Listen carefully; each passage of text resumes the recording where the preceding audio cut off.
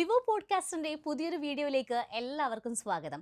Origin OS 6ന്റെ different ഫീച്ചേഴ്സിനെ കുറിച്ചാണ് നമ്മൾ സംസാരിച്ചുകൊണ്ടിരിക്കുന്നത്. ഒരു ഹോം സ്ക്രീനിനെ കുറിച്ച് പറയുന്ന സമയത്ത് എന്തൊക്കെയാണ് പഴയ സോഫ്റ്റ്വെയറിൽ നിന്നും പുതിയ സോഫ്റ്റ്വെയറിലേക്ക് വരുമ്പോൾ ഉണ്ടാകുന്ന ഡിഫറൻസ് എന്നാണ് ഈ വീഡിയോയിൽ നമ്മൾ മനസ്സിലാക്കാൻ പോകുന്നത്. അതിൻ്റെ കൂടുതൽ ഡീറ്റെയിൽസ് നമുക്ക് പറഞ്ഞു തരുന്നത് മിസ്റ്റർ അഭിലാഷാണ്, വിവോ കേരളയുടെ ട്രെയിനർ. സോഷ്യൽ മീഡിയ ഹാൻഡിൽസിൻ്റെ ഫീഡുകളിൽ ഒറിജിൻ OS 6ന്റെ ഹോം സ്ക്രീന് അടിപൊളിയാന്ന് പറഞ്ഞിട്ടുള്ള കുറേ കോമൻസും ഒപ്പം തന്നെ പോസ്റ്റും ഒക്കെ കണ്ടിട്ടുണ്ട്.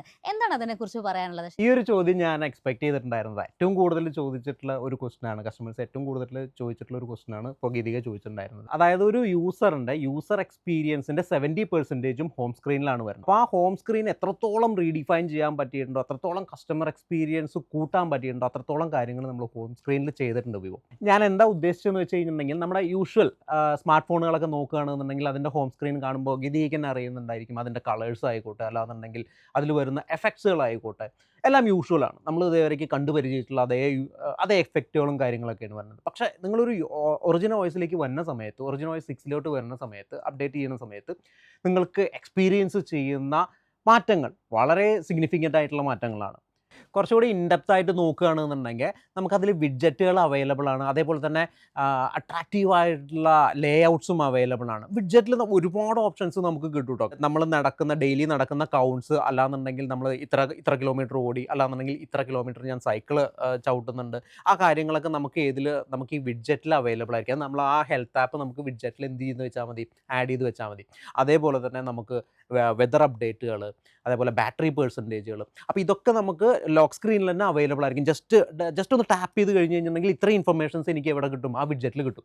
മനസ്സിലാവുന്നുണ്ട്? അപ്പോൾ നിങ്ങൾക്ക് എന്ത് ചെയ്യേണ്ട, കസ്റ്റമർക്ക് ആക്ച്വലി ഒന്നുകൂടി യൂസർ എക്സ്പീരിയൻസ് ഇമ്പ്രൂവൈസ് ചെയ്യാൻ ചെയ്തിട്ടുള്ളത്.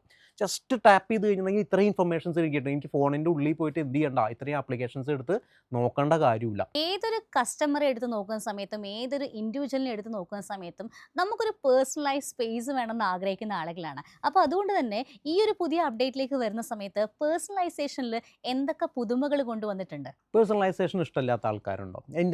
ഞാൻ തോന്നുന്നത് ഈ ഒരു OS ഡെവലപ്പ് ചെയ്യുന്ന സമയത്ത്, ഈ ഒറിജിൻ OS 6 ഡെവലപ്പ് ചെയ്യുന്ന സമയത്ത്, അതിലത്തെ വിവോളത്തെ എഞ്ചിനീയർമാർ ഏറ്റവും കൂടുതൽ പണിയെടുത്തിട്ടുള്ള ഒരു സംഭവമാണ് ഈ പേഴ്സണലൈസേഷൻ എന്ന് പറയുന്നത്. ഒരു ഇഷ്ടം പോലെ ലോഡഡ് ഫീച്ചേഴ്സിൽ, ആക്ച്വലി ഒരു ട്രക്ക് ലോഡഡ് ഫീച്ചേഴ്സ് നമ്മുടെ ഈ ഒരു പേഴ്സണലൈസേഷൻ സ്കീമിൽ അവർ കൊണ്ടുവന്നിട്ടുണ്ട്.